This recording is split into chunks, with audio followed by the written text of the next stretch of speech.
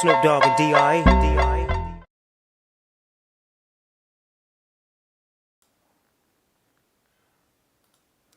Hello and welcome to Villanova Tip Time, a Villanova men's basketball pregame show. I'm your host, Chris Notaro. Today's February 22nd, a Tuesday, 2/22/22 on a Tuesday. For the probably 100th time, each of you are hearing that already today. And today we're here ahead of the Villanova Wildcats, 8th ranked in the nation, traveling up to Hartford, Connecticut to take on the UConn Huskies, ranked 21st in the nation. This, of course, taking place at the XL Center in Hartford. As always, we're going to give you a look at what's going on around the top of college basketball. We'll gloss over very quickly a pretty ugly but hard-fought win against Georgetown on Saturday. We'll, of course, preview UConn tonight and get into the keys for today's game. But first, I want to start with a little Villanova content roundup. It's been a little bit while since we've done that, and the list is really starting to fill out as far as who I'm following. I would say a little bit more regularly for not only their takes on Twitter, but also listening to the content they put out, whatever form that may be, listening or reading.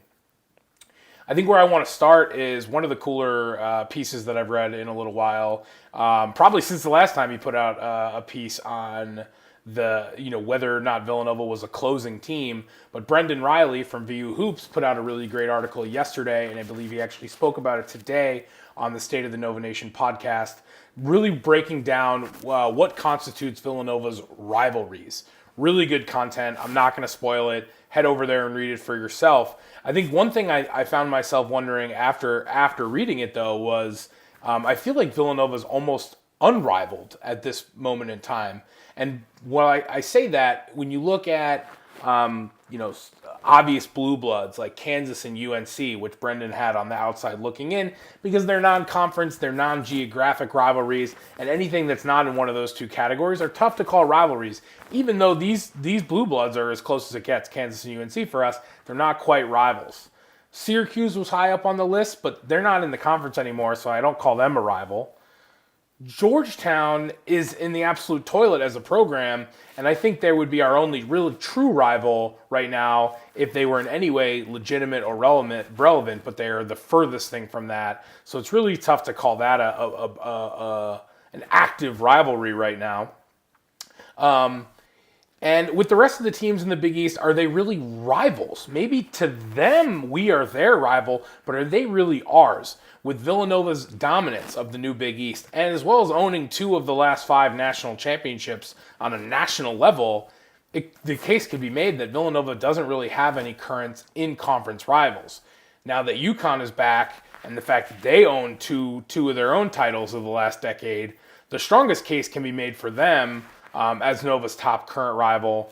But we, I think, need the dust to be more settled on their return to the Big East before we could really call them a rival. So, long-winded tangent way of saying, I think Villanova's mostly unrivaled, and that's, lonely is the head that lies the crown, I suppose, right?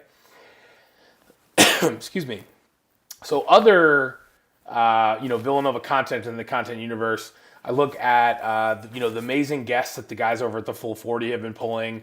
They've been super supportive of Villanova Tip Time ever since I started this up. And I've been, listening to them since the very beginning, and it's just been amazing to see sort of their growth and improvement. And again, just the guests that they're pulling on a consistent basis. This week they had Rob Doster from the Field of 68, which was a huge get. And that was a really good pod that I recommend you all go take a listen to. Speaking of the Field of 68, they have a Villanova podcast led by Villanova great Curtis Sumter called Blue Blood on the Main Line that you should be checking out if you haven't already. I mentioned them earlier on the post, in my spiel, and Brendan Riley was a guest on their episode that dropped today, but I mentioned the State of the Nova Nation pod, which is run by VU Hoops. And I know Patrick and Emma do a great job over there after having recently taken the helm on the podcast. They've been doing an awesome job. And then lastly, another person I've called out from time to time who I think does great pregame summaries, also a reasonably new Twitter account that you might want to throw a follow to, is Josh Nasso over at VU Rivals. So I would say right now, I half jestfully say all the time, we're in the golden age of Villanova content. We're in the golden age of Villanova basketball.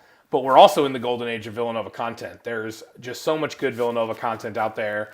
And I think, honestly, if you're watching this show right now, you probably didn't need me to tell you about all of those that I just ran through, but those are the ones that are sort of heaviest on my rotation at the current moment in time.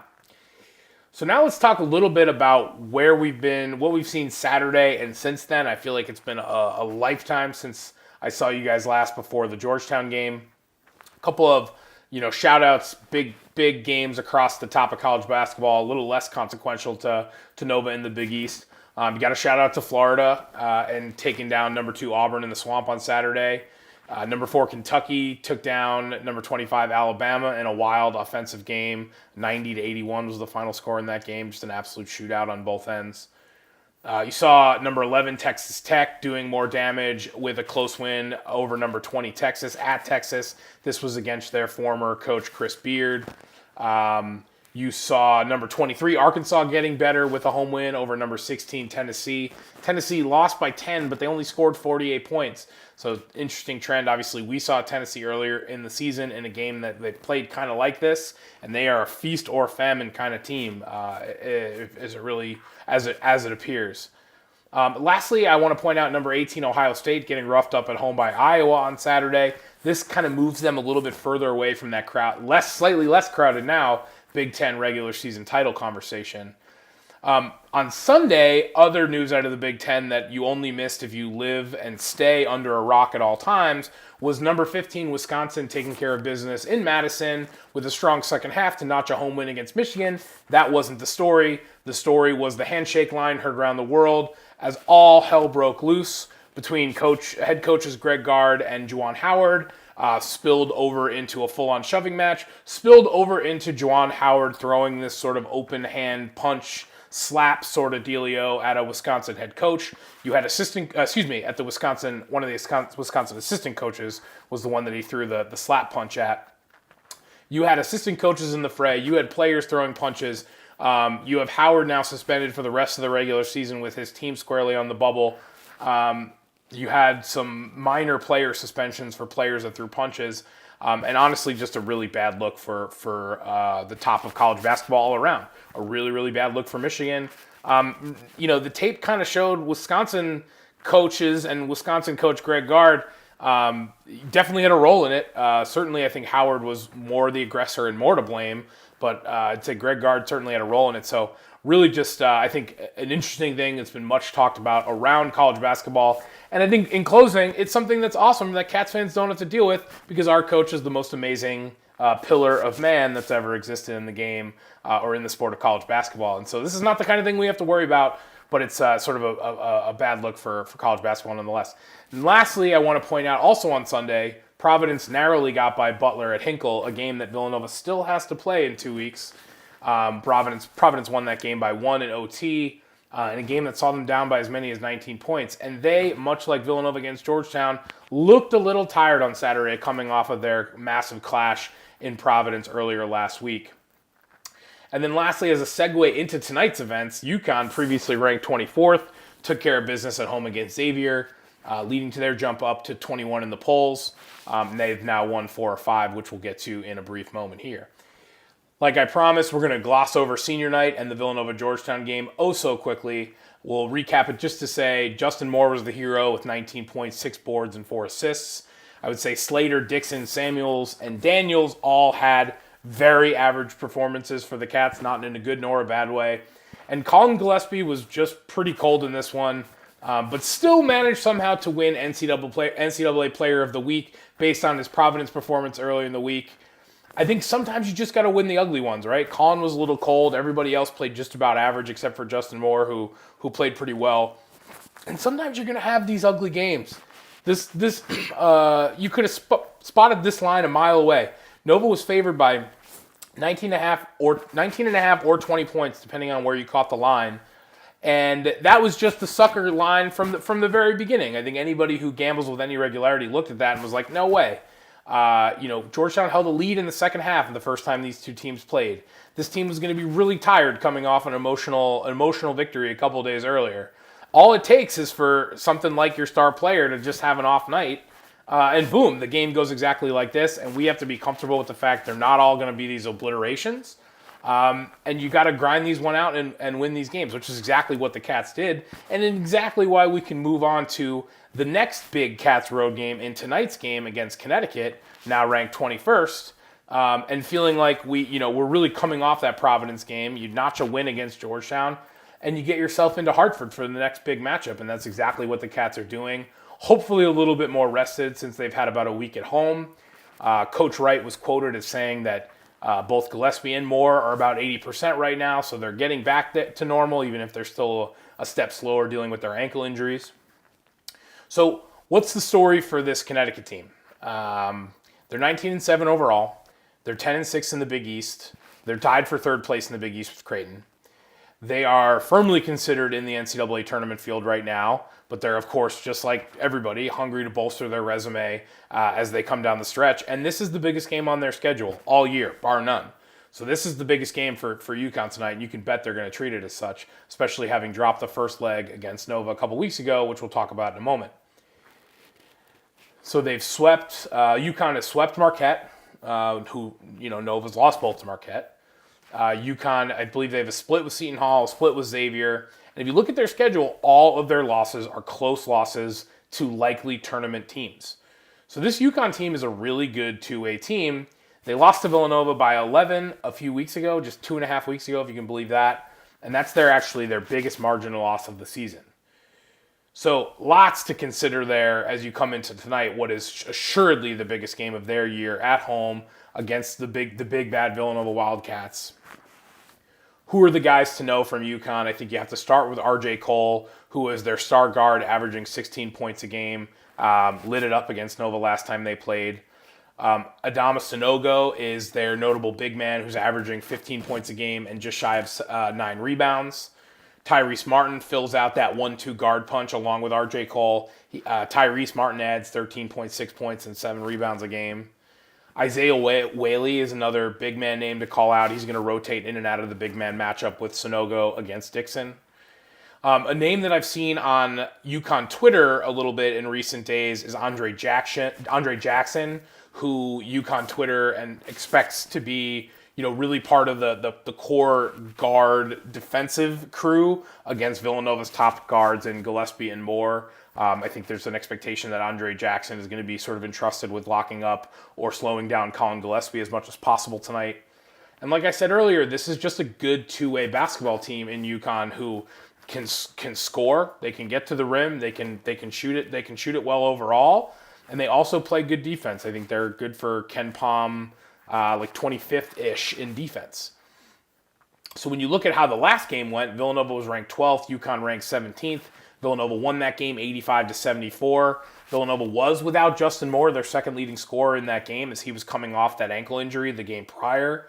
This was also the game where Colin Gillespie had a scary ankle injury midway through the second half. Nova collectively held its breath as the Cats tried to hang on to this game, which was firmly in hand. When Gillespie departed, they faltered a bit down the stretch before eventually locking it up. Caleb Daniels added 16 points off the bench and was a huge reason we held on to this game. But the story here was that UConn's primary big man, Sanogo, got into foul trouble early, enabling Dixon to have his inarguably the best game of his Villanova career. The Cats played better defense. The Huskies had one of their worst defensive performances of the season. And the Cats also surprisingly won a rebounding battle, and by quite a bit, despite this being an extreme advantage for the Huskies on paper. And like I mentioned earlier, R.J. Cole went off with 25 points and 4 assists. But that wasn't enough as the Cats shot 59% overall from the field in this one. Like I said, UConn's won 4 of 5 since. Only loss coming at Xavier, which they avenged on Saturday. So as we get into really the keys for tonight's game, the thing that stands out to me the most is that UConn had below average performances in both defense and rebounding, which are two huge strengths for this team. So the first key to the game is which UConn defense are we going to see? Their Ken Pom ranked 24th in defense, They limit opponents to the low 60s in points when they play at home. So are we going to see that defense, or are we going to see the team that let Nova score 40 plus in both halves without their second leading scorer? I think you're going to start to see some regression toward the mean there, which is going to make things tough for the Cats, and it means that it puts pressure on the Cats to be hitting deep shots tonight, because you can expect that UConn's going to tighten up on defense and limiting second chance points and trips to the free throw line by giving up so many rebounds. I think the second key to the game is the strong start, strong finish. You also might say, stated differently, it's minimizing droughts. They warded off a late drought against UConn after Gillespie went down with an injury and held on to win that game in pretty decent fashion. They won by 11. But like I said, expect that UConn's not going to play as below average defense this time, and so Nova really needs to minimize those droughts that are game killers that have shown up in all the games that Villanova's lost this year. Especially thinking like tough road games like the game at Marquette, for instance. I think lastly, the last key to the game is the big man, what I'll call sorta rematch. And when I say sorta, it's because Dixon feasted and had his best game while Sonogo was limited with foul trouble. So it wasn't necessarily a matchup of these two that Dixon won head-to-head so much as Dixon just dominating the overall UConn team with Sonogo on limited minutes. Dixon's last few games since then have been a little bit more average, but can he resurge to that February 5th form and just take full ownership of the UConn Huskies? It's definitely a possibility and a narrative that we're going to love to jump on if Dixon can come away with a huge game tonight. And like I said, Nova won that first matchup on the boards pretty easily, which was a surprise. That's going to be that was a key to that game, and that's going to be a key tonight. So that big man battle down low becomes huge. So I get you to the top of the hour here. I think I'm actually a minute overtime, so thanks to those of you that stayed with me. I would imagine this game hasn't started on FS1 because of whatever was before it quite yet. But that's gonna do it for me. We do not have a game this weekend, so I will see you again next week ahead of the huge rematch against Providence. But for right now, I'm Chris Notaro, and ladies and gentlemen, it's tip time.